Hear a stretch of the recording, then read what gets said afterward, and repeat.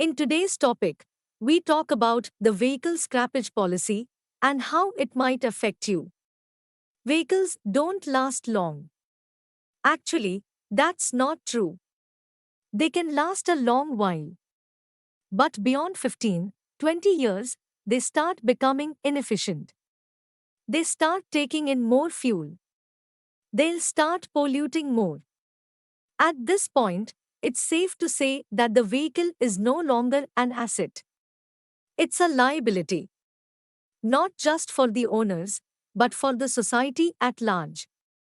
And if left unchecked, India could have some to crawl out of shape old dinghy vehicles plying the roads by 2025. But the problem is, we have never had a clear cut policy on how to deal with old vehicles. Sure, everybody knows you can't let them be.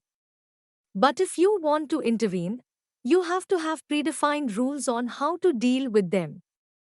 And for far too long, we have been dragging our feet. Until that is, the Indian government announced they were soon going to come out with a dedicated policy on scrapping old vehicles, aka a vehicle scrappage policy. The premise is simple. You pull old vehicles off the roads. You send them to scrapyards. The people there will dismantle them and perhaps salvage what's useful. They will then recycle the parts so that they can be put to productive use elsewhere. And here is the thing, the scheme is meant to solve three problems at once. First, it's expected to keep pollution levels in check. For context, an older vehicle pollutes 10, 25 times more than swanky new vehicles of the showroom. Second, it's also meant to reduce the country's import bill. We ship a lot of oil from abroad. And we pay over the roof in dollars for this stuff. So logically, if we have fewer fuel-guzzling vehicles on our roads, it should help ease the burden on imports as well. Finally, it might also provide the necessary impetus for the auto sector. If you can't hold on to old vehicles, maybe you will think about buying a new car.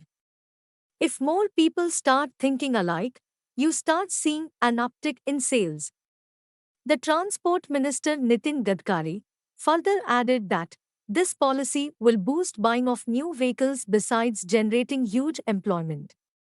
Automobile industry turnover, which is 4.5 lakh crore at present, is likely to swell to 10 rupees lakh crore in years to come with India becoming an automobile hub. Sounds great.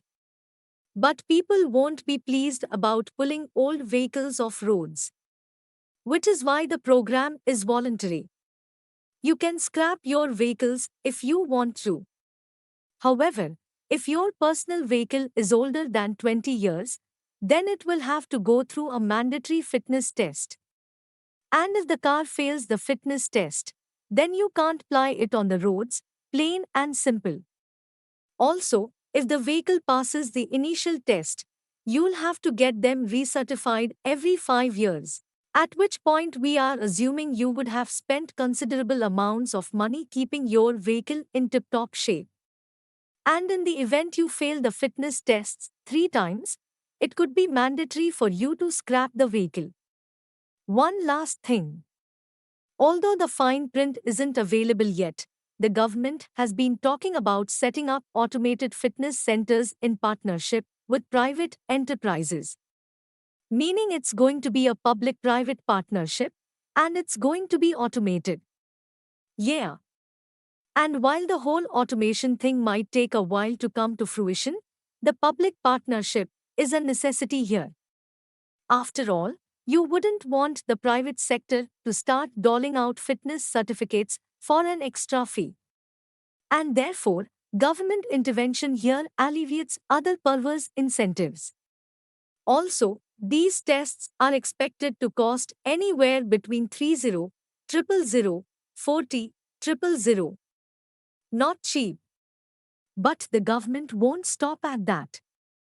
Personal vehicle owners will also have to shell out an annual green tax when they renew their registration. They will be exempted from this tax if they own hybrids, electric or CNG vehicles. But otherwise, they will have to pay up. And by now you probably understand the point of this little exercise. If you have old polluting vehicles, the government will do everything in its power to make sure you take it off the roads. And if you are willing to scrap it, maybe they will throw in some added incentives as well.